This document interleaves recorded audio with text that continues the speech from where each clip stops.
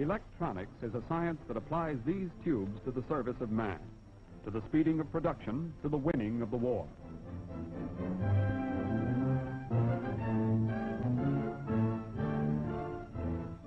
To understand how electronic tubes work, let's take a good look at one of them, one that's representative of its species. This is a diode, a typical two-element electronic tube. Let's get inside it. In fundamental operation, it resembles an ordinary single-pole switch, a switch that can connect, for instance, this battery and its motor load. One power lead comes to the anode, the other lead goes to the cathode. When this switch is open, the contacts are insulated from each other by a vacuum, or by some inert gas inserted into an evacuated tube under low pressure. To close this switch electronically, all we need do is heat the cathode and give the anode a positive potential. Then here's what happens. As electrons are emitted from the surface of the heated cathode, being negatively charged, they fly at tremendous speed to the anode. In this way, a current-carrying path is formed, which closes our electronic switch and permits our motor to operate. You'll notice, by the way, that the direction of electron flow is contrary to the orthodox concept of current flow from plus to minus. Now, at this point, you may ask, if an electronic tube is basically just a form of switch, why is electronics hailed today as the technique of a new engineering era? To answer that question, let's review 6 of the basic things that we can do with this new kind of switch. In the first place, we can rectify current with it, converting AC to DC.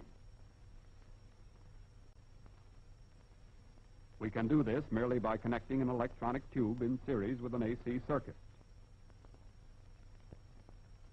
As you study this circuit diagram, note that only each positive half wave of AC voltage will now produce a current.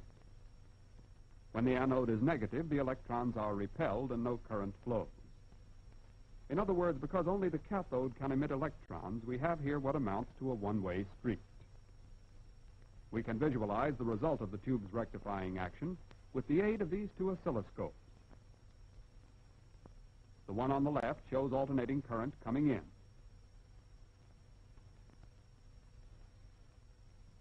The one on the right shows pulsating direct current going out.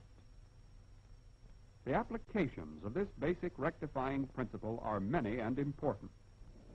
Here's one of them, changing AC to DC on the nation's electrified transportation systems.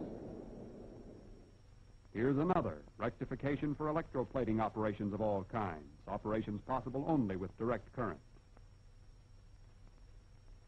Still another example, furnishing DC in steel mills for the driving of variable speed motors, such as the one controlling this giant ladle, or the ones driving steel conveyors with such precise control of speeds that danger of buckling and tearing and consequent mill damage is eliminated.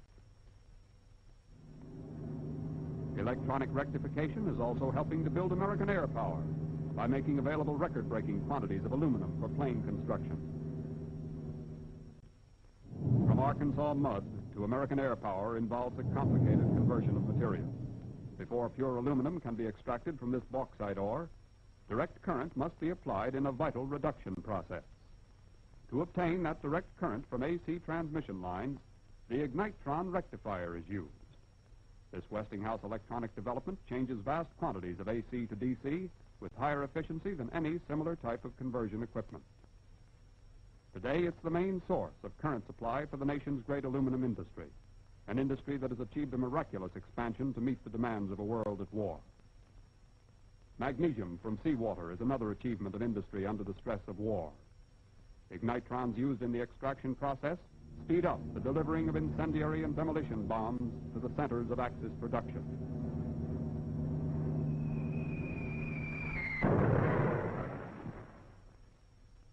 Still another example of electronic rectification at work is the precipitron, a device for cleaning air electrostatically. This diagram explains how the precipitron works.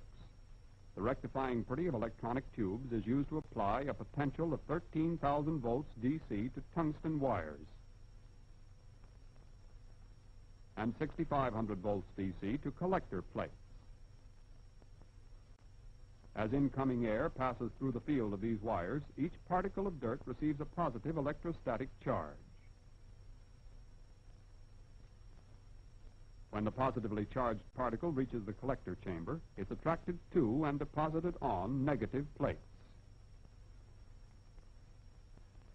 In this way, air is cleaned so thoroughly that dirt particles down to a 1/4 millionth of an inch are removed. This is a vital advantage today, not only in homes and public buildings, but in industrial plants of all kinds. For instance, in plants manufacturing delicate instruments, where air cleanliness is necessary for precision work.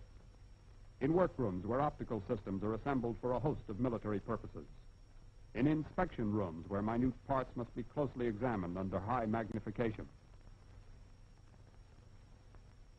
Air cleanliness is vital, too, in film developing rooms like this one. To understand how electronic air cleaning helps here, let's go aloft in a reconnaissance plane.